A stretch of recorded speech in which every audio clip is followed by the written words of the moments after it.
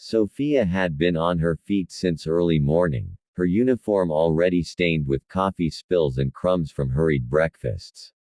The cafe where she worked wasn't glamorous. It was a small corner spot downtown, always buzzing with businesspeople during the day and quieting down by evening.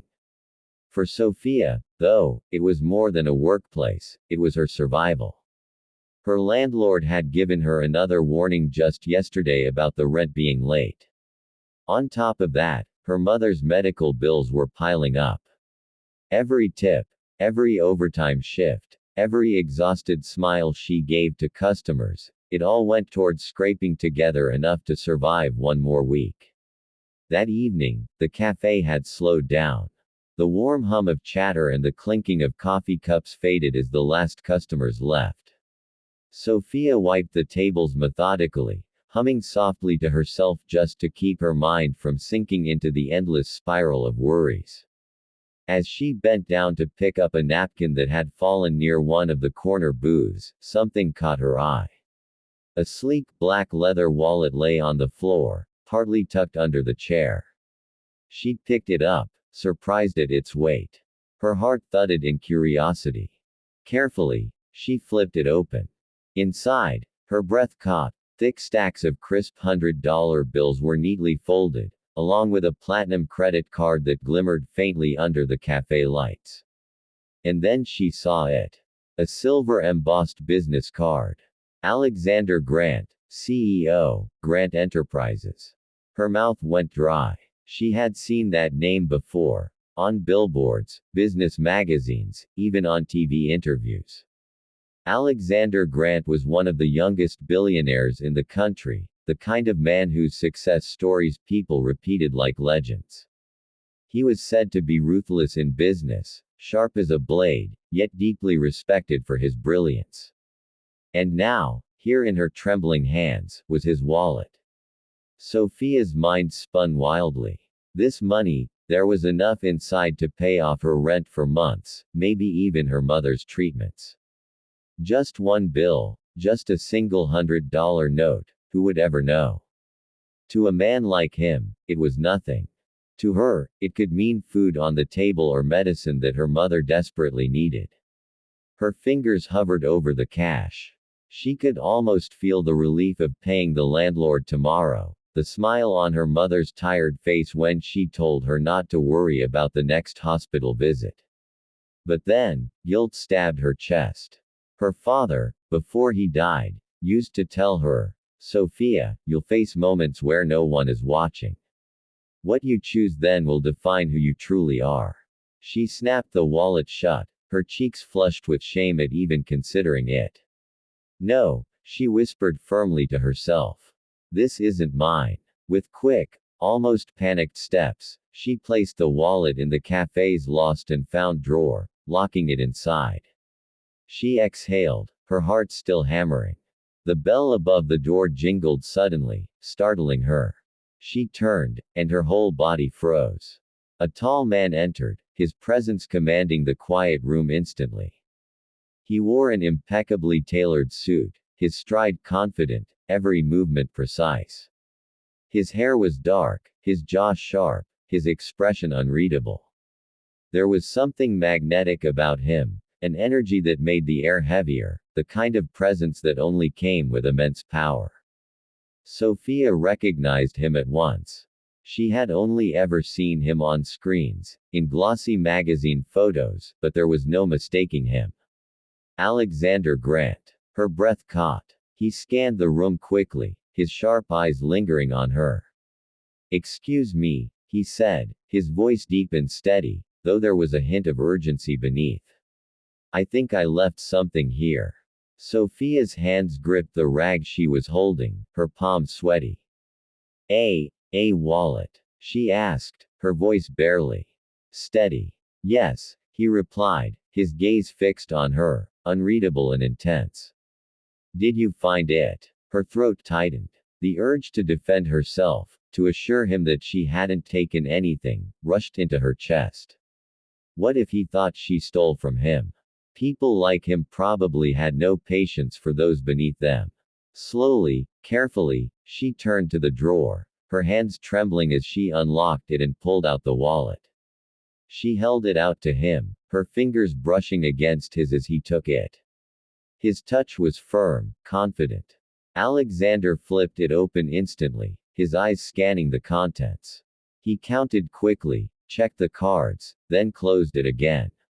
Silence stretched. He looked at her, his gaze piercing, as if weighing something unseen. Sophia shifted uncomfortably, her heart pounding loud enough that she was sure he could hear it.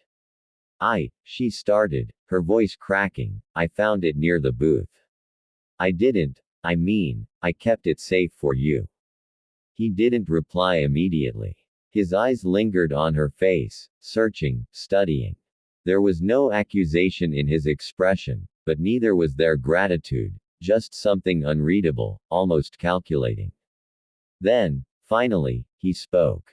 What's your name? The question threw her off. My name. She stammered. Yes, he said, his tone quieter now, but still carrying weight. Your name. Her lips parted nervously. Sophia. Sophia Lane. He repeated it softly, as though testing how it sounded. Sophia Lane. Sophia's cheeks warmed under his intense gaze. Why did a man like him care about her name? Why hadn't he just taken his wallet and left? She wanted to disappear, to escape the heavy weight of his eyes. Alexander slid the wallet into his coat pocket and straightened. Thank you, Miss Lane, he said finally. His voice had shifted, still firm, but softer, almost thoughtful. She nodded quickly, fumbling with the rag in her hands. Of course. I'm glad you got it back.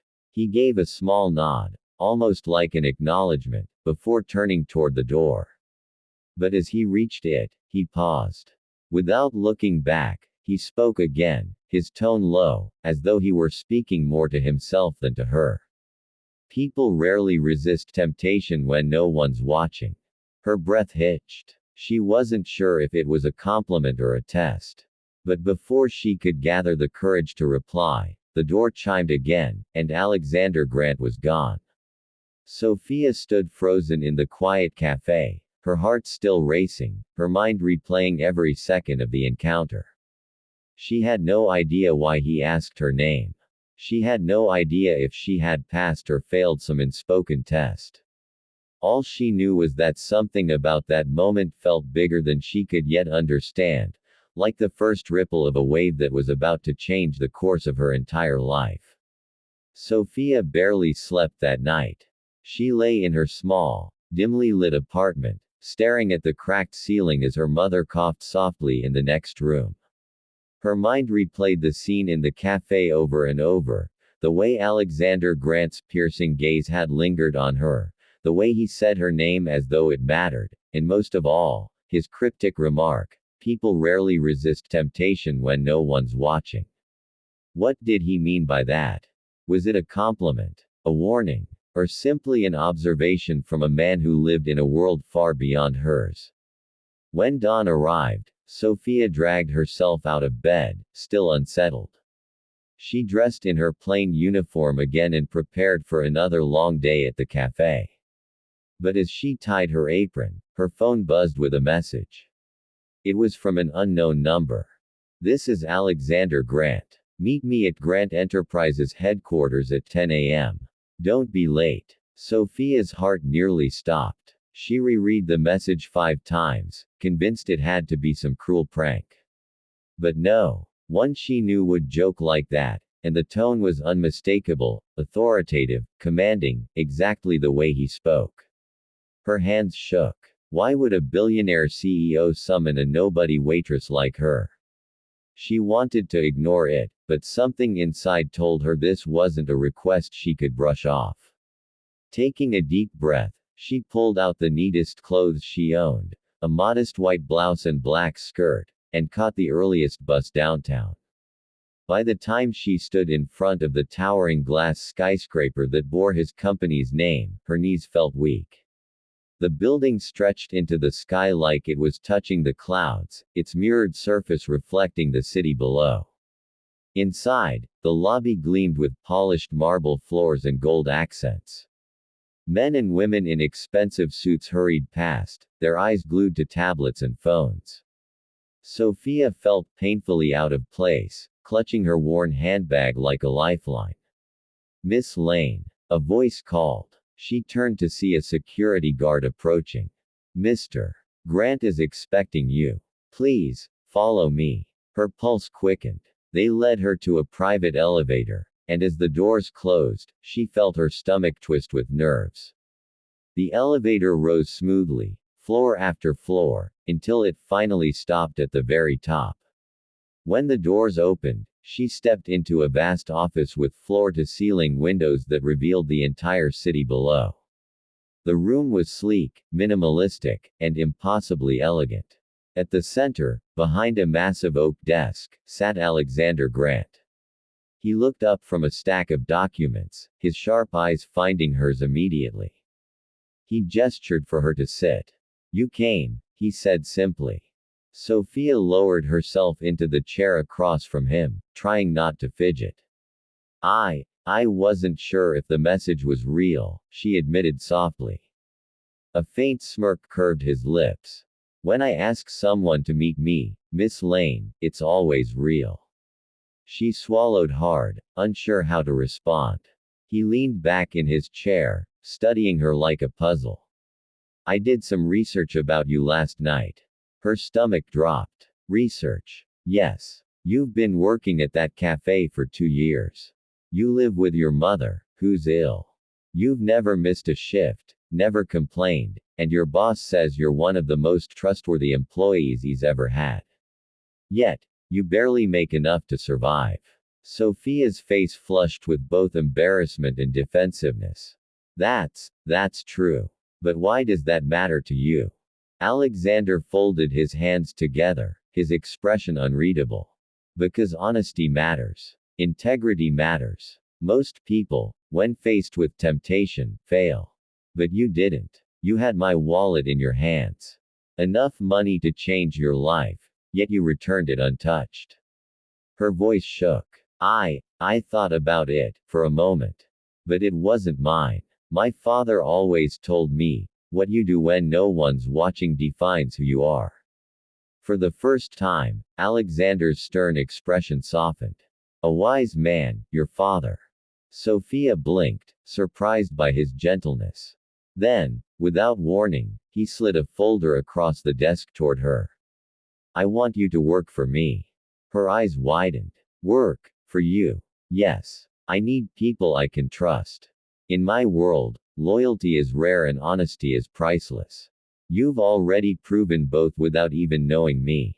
Sophia opened the folder with trembling hands. Inside was a job offer, executive assistant to the CEO. The salary listed was more money than she could ever dream of. Health insurance was included, even coverage for her mother's treatments. Her eyes filled with tears. Mr. Grant, this can't be real. I'm just a waitress. I don't have the skills for something like this. Alexander's gaze was firm, unwavering.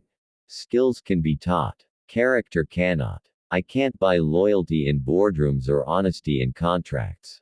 But I saw both in you the moment you handed me that wallet. She shook her head, overwhelmed. I don't deserve this. His voice deepened, carrying the weight of authority. You earned it, Sophia. The world doesn't change by chance, it changes because ordinary people make extraordinary choices. Yesterday, you made one. The words sank into her heart, leaving her speechless. Alexander leaned forward slightly. So, what will it be? Will you continue scraping by in a cafe? Or will you step into a new life, one you've already proven worthy of? Sophia's hands clutched the folder. Her mind screamed with doubt. She wasn't ready for this world of power and wealth. But then she thought of her mother's tired smile, of the endless nights of worry, of the chance to finally give them both a life beyond survival. Her voice trembled, but her decision was clear. I'll do it. A rare, genuine smile broke across Alexander's face. Good. Report here Monday morning at 9 sharp. My secretary will handle the details. Sophia rose to her feet, still in disbelief. Mr. Grant, I don't know how to thank you. He stood as well, towering over her with quiet strength. Live honestly, as you always have. That's thanks enough. As she walked out of his office, the city stretched endlessly before her through the glass windows. She clutched the folder to her chest, her heart pounding with a mix of fear and exhilaration. Her life, which had once felt trapped in an endless cycle of exhaustion and poverty, had shifted in the span of a single decision. She had no idea where this path would lead, but one thing was certain: finding that wallet had been no accident. It was destiny. And for the first time in years, Sophia allowed herself to dream.